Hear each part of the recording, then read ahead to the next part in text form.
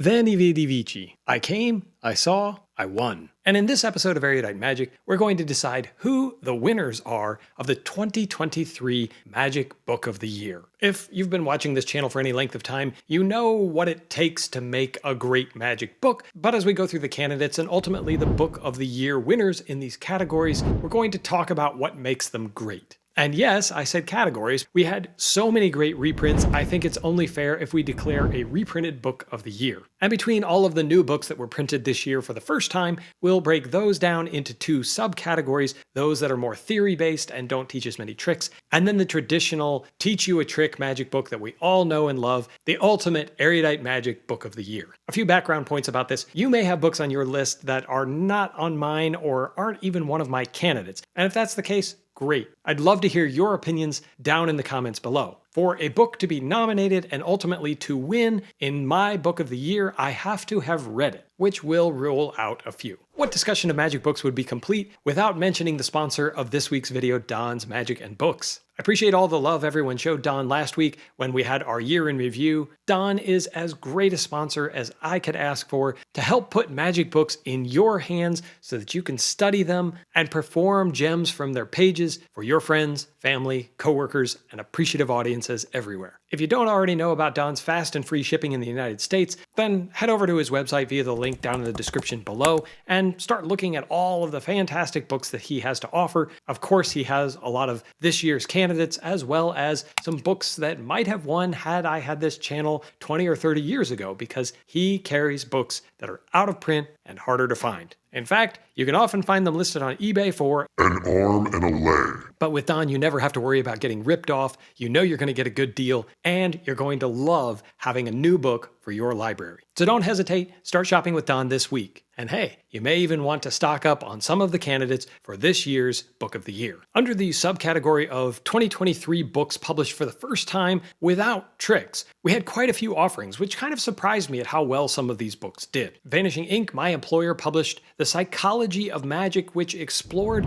using psychology and science to analyze your magic and get better results by using the scientific method. The author's groundbreaking study was fascinating reading, and I did a complete review of it if you're interested in learning more. Mike Caveney, with his independent MC Magic Words, published Sawing, the 100th anniversary of the sawing in half illusion, and how that ties in with the history of magic. If you didn't already see last week's episode, spoiler alert, it was the most viewed video on my channel in 2023, and with good reason. The book is beautiful, there are old lithographs and posters of magicians who performed the sawing in half illusion. You find out about the history, who actually invented it, what happened, how it was stolen, as magicians fought each other over credit. Who invented this? Who had the rights to perform it? So if you don't know that story, please check it out. Of course, we were all saddened by the loss of Max Maven, one of the great contributors to any serious magician's library. He wrote a periodical column called Parallax, where he just shared whatever happened to be on his mind. It wasn't always magic related, but you knew that it would always be erudite and thought-provoking. Squash Publishing compiled all of those essays into a beautiful hardbound volume this year so that we can forever enjoy the wit and wisdom of Max Maven. And last but certainly not least in this category, after a 20-year hiatus of writing for magicians, Darren Brown broke his silence and published Notes from a Fellow Traveler, a series of essays about things that he learned while producing his latest show and touring the United Kingdom. As you would expect from a working professional who knows what he's doing, has ascended to the height of heights for a performer, it's filled with all kinds of useful knowledge for the working or aspiring professional. Now remember, this category doesn't really teach any tricks. They might expose certain methods, but the goal isn't necessarily to teach you something to perform for others. The goal is to improve your magic through advice or understanding of the art of magic. With that in mind, the winner in this category goes to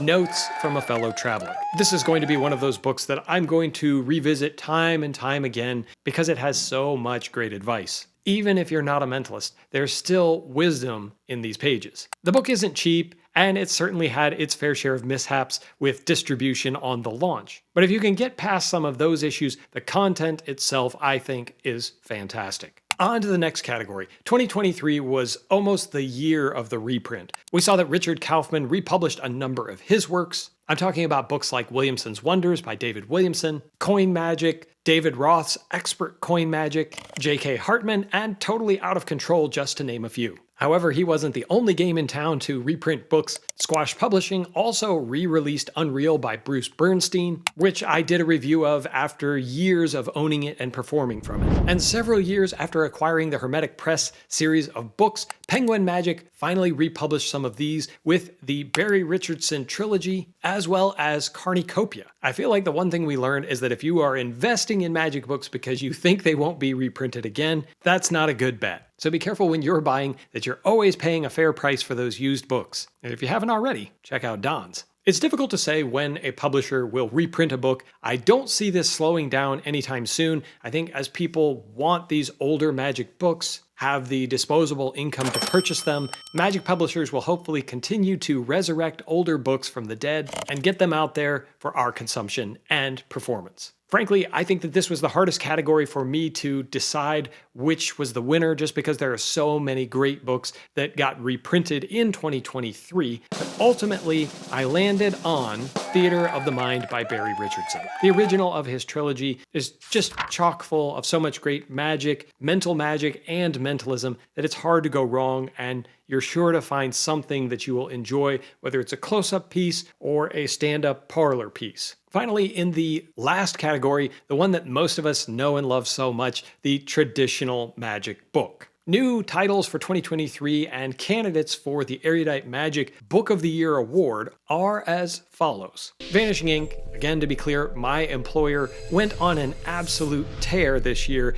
in publishing new magic books, and brought us certain things like a lifetime book of magic from Jean-Pierre Vallerino, the French FISM winner, who shared many of his own invented close-up card magic moves in a gorgeous book that teaches a lot of magic. And speaking of lifetime books of magic, Vanishing Ink also released the Wayne Dobson trilogy right at the end of the year in time for Black Friday. This absolutely gorgeous set of 3 books has magic for both close-up performers and stand-up. In fact, Wayne Dobson himself attempted to work out of his pockets while performing for one of the UK's largest venues. Plus, Wayne continues to live an inspiring story as he deals with MS and the effects that it's had on his magic, even though he continues to perform to this day. But not to be outdone, Gabe Fahuri and Squash Publishing also released a number of excellent titles, and if you remember, last year they won Book of the Year with Nick DeFott's Offbeat. This year, they released a brand new book of John Bannon magic, and if you're a card magician, you know that that is welcome news. As with most John Bannon books, you have a variety of different techniques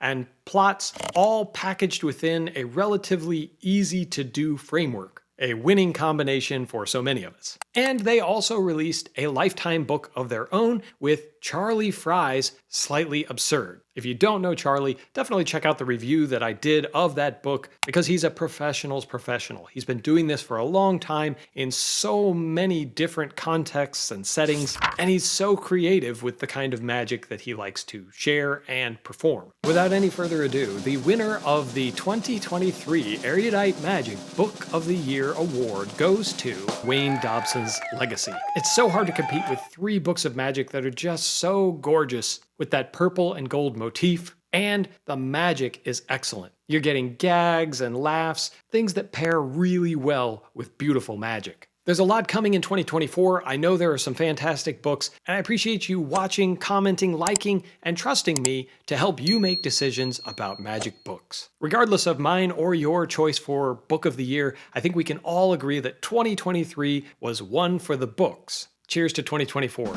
Can't wait to share the upcoming year with you. As always, my friends, I appreciate you watching, and until next time, keep reading.